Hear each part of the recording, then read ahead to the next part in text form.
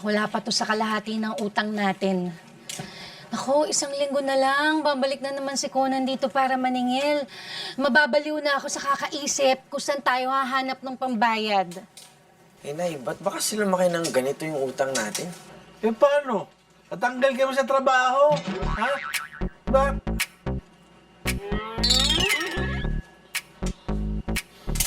Madali lang naman yan eh. Ang solusyon dyan, magbayad. Ang solusyon sa utang, pera. Pero saan tayo hahanap? Yun nga.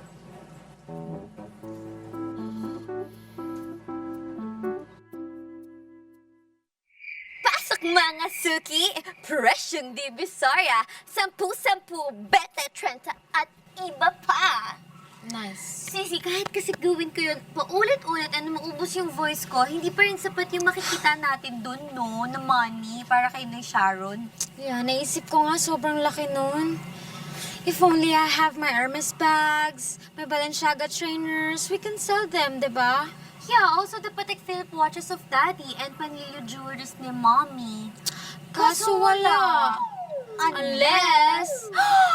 OMG, are you thinking what I'm thinking?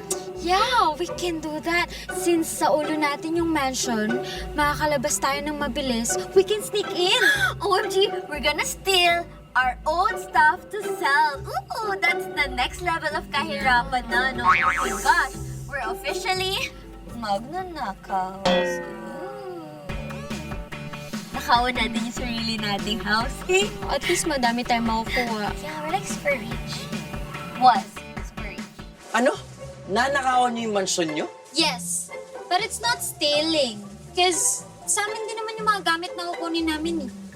Pero, hindi ba delikado yun? Paano kung mahuli kayo? Ha!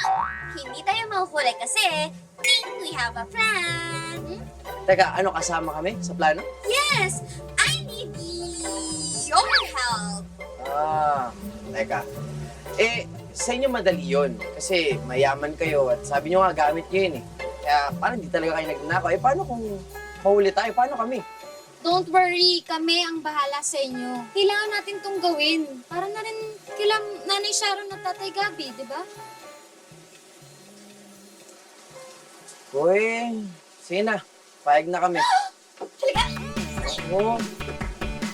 We will make nakaw. So exciting. Balita, Patuloy ang mga challenge sa pagsakop ng West Philippine Sea. anong pinagsasabi mo dyan? Ang tinutukoy ko, si attorney. Ayun po ba? Hindi ko pa siya nakikita. Wala na siya doon sa dati tinitirahan niya. Ang dami mong sinasabi, wala ka naman pala talagang silbi. Huwag mo kong tatawagan hanggat hindi mo siya nakikita. Kailangan ko ng katawan. Anong klaseng katawan po ba? Macho ba? Patpating? O mataba? Gusto ko ng patay na katawan. Katawan ni attorney. Wala na talaga akong matinong tauhan. Hello? Hello? Hello?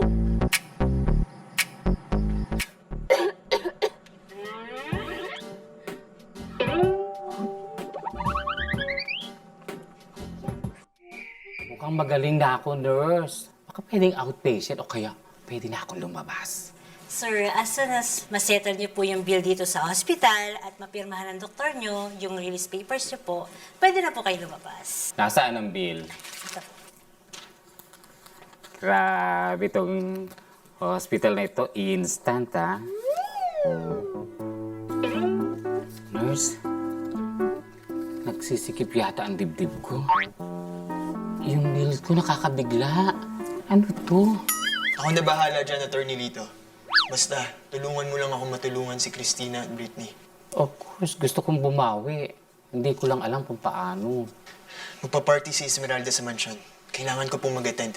Feeling ko magpupunta yung magkapatid doon. Kailangan ko pa magpahinga. Kayo na lang pumunta. Balikan nyo na lang ako dito. Ako mismo ang magsasabi sa kanila ng totoo pag nagkita na kami. Okay, team, are you ready? Ready! I cannot hear you. Ready! Ready! Okay, remember our #1 rule. Kahit anong mangyari, Walang aamin!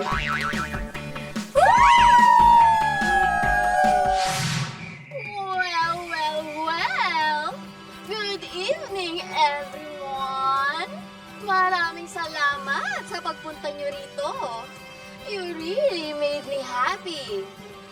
Maraming salamat sa walang sawang suporta, tiwala, at pagmamahal. Guys! Nandiyan na yung mga pagkain! Tara! Ay, magsibalikan kayo! Tapos, hindi pa ako tapos magsalita. Magsibalikan kayo! Nagutom na kami. Ibalik niyo yung pagkain sa truck. Tagal pa niya.